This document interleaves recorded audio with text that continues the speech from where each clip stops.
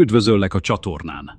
Ma messze a naprendszerünkön túlra utazunk, egy távoli csillag körül keringő titokzatos világba. Ez a bolygó az egyik leginkább földszerű világ lehet, amit valaha felfedeztek. A neve Kepler 160c. Mielőtt elkezdenénk ezt a galaxison átívelő utazást, feltétlenül iratkozz fel a csatornára és csatlakozz hozzánk az univerzum felfedezésében. Mert a világegyetem tele van olyan világokkal, amiket még sosem láttunk, és ma talán meglátogatunk egyet közülük. A Kepler 160 rendszer mintegy 3000 fényévre található a Földtől, a hattyú csillagképben. Ez azt jelenti, hogy a fény, amit ma látunk ettől a csillagtól, már azelőtt elindult, hogy a római birodalom egyáltalán létezett volna. A Kepler 160 egy sárga csillag, amely nagyon hasonlít a mi napunkhoz.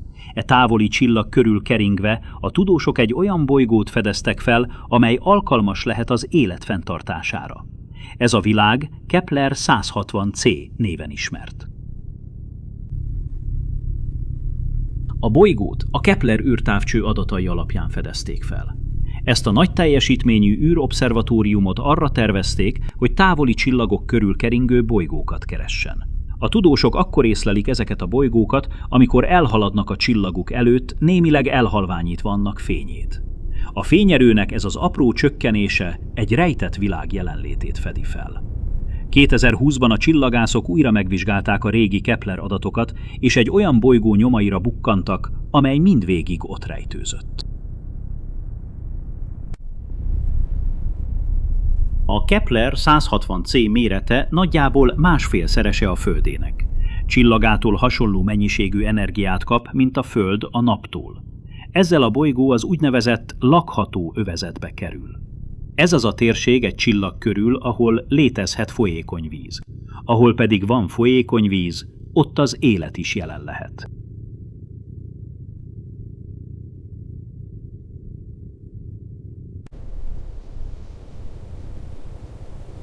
A Kepler 160c mérete nagyjából másfélszerese a Földének. Csillagától hasonló mennyiségű energiát kap, mint a Föld a Naptól. Ezzel a bolygó az úgynevezett lakható övezetbe kerül. Ez az a térség egy csillag körül, ahol létezhet folyékony víz. Ahol pedig van folyékony víz, ott az élet is jelen lehet.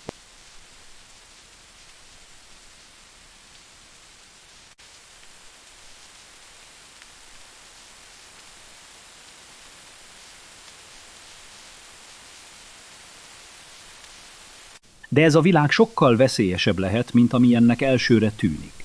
Ha a Kepler 160c gravitációja erősebb a Földénél, az itteni élet hatalmas nyomás alatt fejlődhetett ki.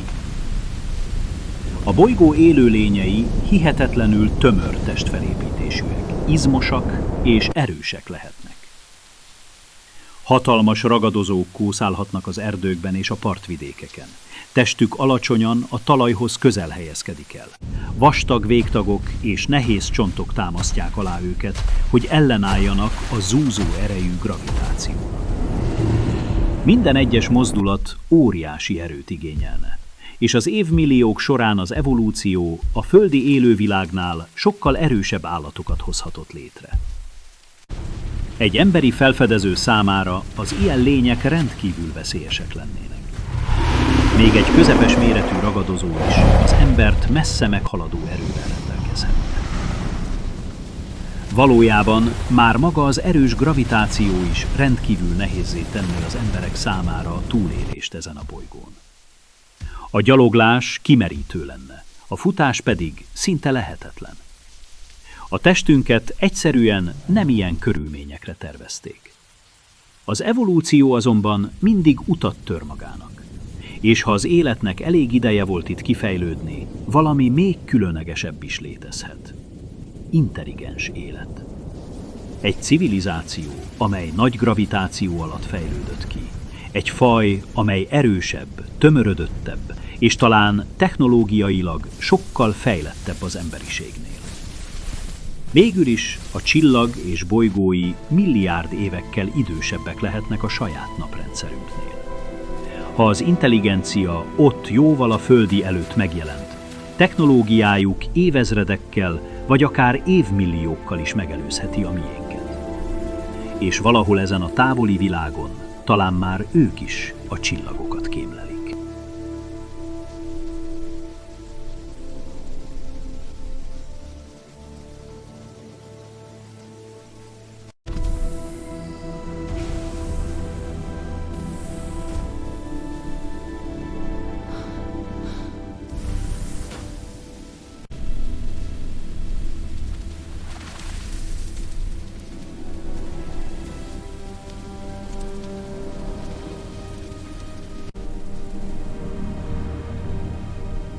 Ha kialakult az intelligens élet a Kepler 160c-n, a túlélés lett volna a legnagyobb kihívásuk. Egy olyan világban, amelyet hatalmas ragadozók uralnak, meg kellett tanulniuk, hogyan védjék meg magukat. Idővel ez a civilizáció nagy teljesítményű technológiákat és fejlett fegyvereket fejleszthetett ki. Hatalmas, erősen megerősített bázisok emelkedhetnének ki a bolygó felszínén, szinte áthatolhatatlannak tervezett erődítmények. Ezekben a bázisokban felfegyverzett őrzők állnának állandó őrséget. Mindig éberen, mindig készenlétben. Mert a falakon túl, a vadon még mindig a ragadozóké. Ezek a védművek tennék lehetővé civilizációjuk számára a túlélést és a fejlődést, még az egyik elképzelhető legveszélyesebb bolygón is.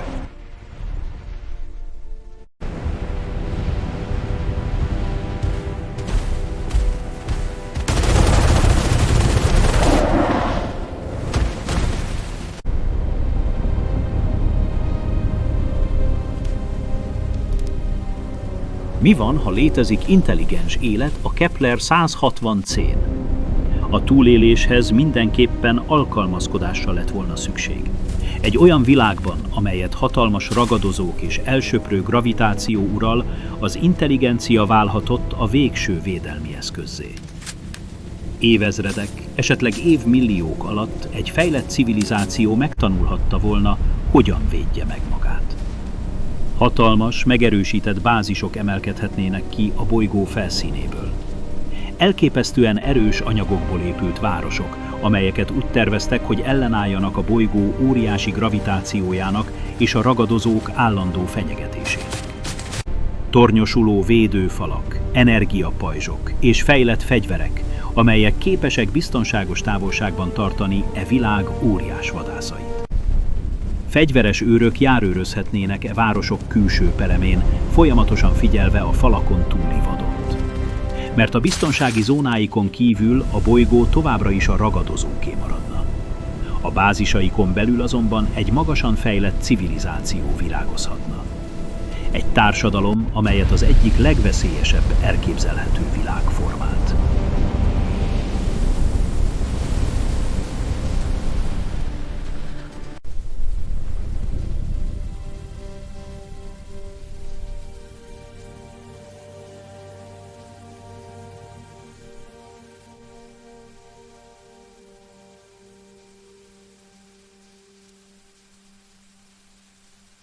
A Kepler 160c felszínén állva az égbolt lélegzetelállító látványt tárhat elénk. Mivel a rendszer többi bolygója viszonylag közel keringhet, tiszta éjszakákon e világok közül egyszerre több is felragyoghat az égen. Némelyikük fényes, vándorló csillagnak látszik, mások hatalmas, izzó koronként tündökölnek, jóval nagyobbnak, mint amekkorának a holdat látjuk a Földről. Ezek a szomszédos bolygók lassan vonulnának át a mennybolton, szüntelenül változó kozmikus panorámát festve az éjszakába. Képzeld el, ahogy feltekintesz, és egész világokat látsz az égen függeni. Felhőik, színeik és viharaik még a felszínről is tisztán kivehetőek. Ez az égbolt drámaibb és lenyűgözőbb, mint bármi, amit a Földön valaha láttunk.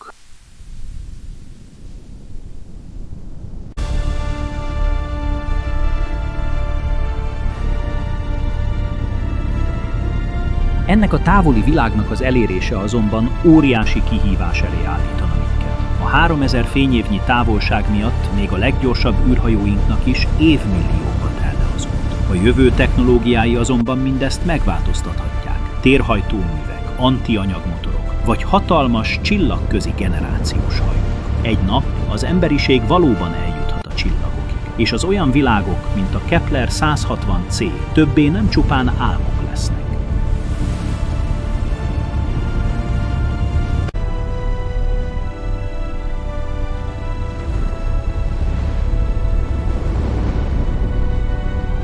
3000 fényév. Olyan hatalmas távolság, amely túlszárnyalja az emberi képzeletet. Ahhoz, hogy elérjük a Kepler 160c-t, magunk mögött kell hagynunk a kémiai rakétákat, és a fizika elméleti határaihoz kell nyúlnunk. Generációs hajók. Először is a generációs hajók. Hatalmas, űrben lebegő városok, amelyek a fénysebesség töredékével haladnak. Itt maga az utazás a cél. Évezredek telnek majd el, és akik végül megérkeznek, a Földet elhagyó úttörők távoli leszármazottai lesznek. Antianyag hajtóművek. Aztán ott van az antianyag, a világegyetem leghatékonyabb üzemanyaga. Az anyag és antianyag megsemmisülése, annihilációja során felszabaduló energiával a fénysebesség jelentős részét elérhetnénk. Ezzel az út időtartamát évezredekről évszázadokra rövidíthetnénk le. Térhajtóművek. Végül pedig a Szent Grál, a térhajtómű. Ahelyett, hogy átszelnénk a teret, inkább összehajtjuk azt. A téridő meggörbítésével technikailag gyorsabban érhetnénk el a távoli csillagokat, mint maga a fény. Így a csillagközi utazás már csak évek, vagy akár napok kérdése lenne.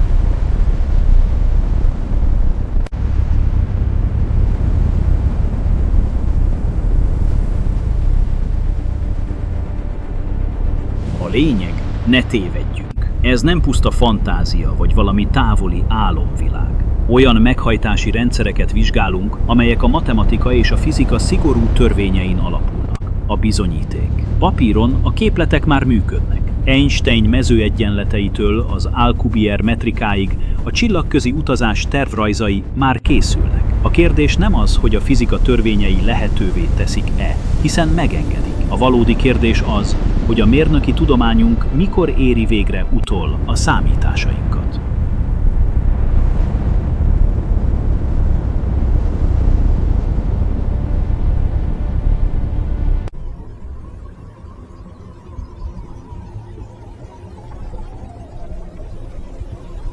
Szembenézés a valósággal.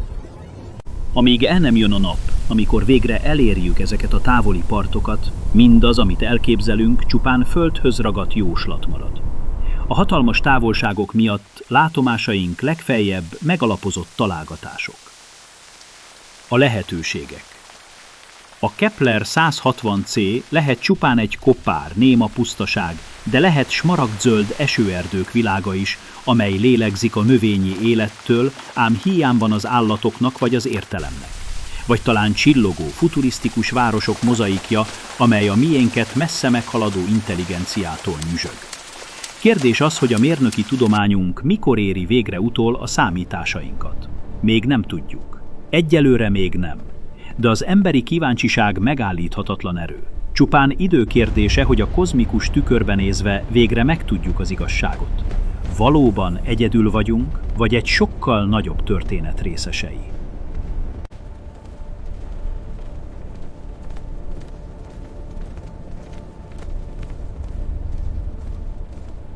De van még egy tényező, amely az élet esélyeit növeli. A Kepler 160 rendszer galaxisunk egyik idősebbje. Míg a mi napunk 4,5 milliárd éves, ez a csillag már több mint 7 milliárd éve ragyog.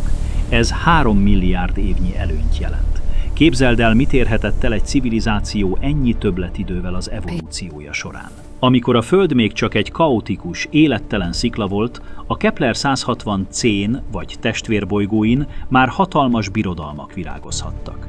Mivel a lakható zónában helyezkedik el, és több milliárd évnyi stabilitást élvezett, a valószínűségek megváltoznak.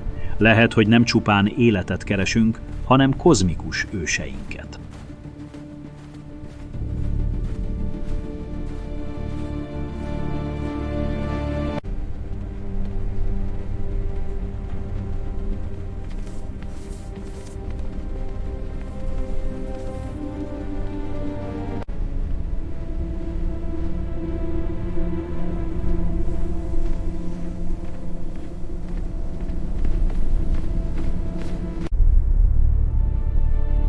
De van még egy tényező, amely az élet esélyeit növeli. A Kepler 160 rendszer galaxisunk egyik idősebbje. Míg a mi napunk 4,5 milliárd éves, ez a csillag már több mint 7 milliárd éve ragyog. Ez 3 milliárd évnyi előnyt jelent. Képzeld el, mit érhetett el egy civilizáció ennyi többletidővel az evolúciója során. Amikor a Föld még csak egy kaotikus, élettelen szikla volt, a Kepler 160c-n vagy testvérbolygóin már hatalmas birodalmak virágozhattak. Mivel a lakható zónában helyezkedik el, és több milliárd évnyi stabilitást élvezett, a valószínűségek megváltoznak. Lehet, hogy nem csupán életet keresünk, hanem kozmikus őseinket.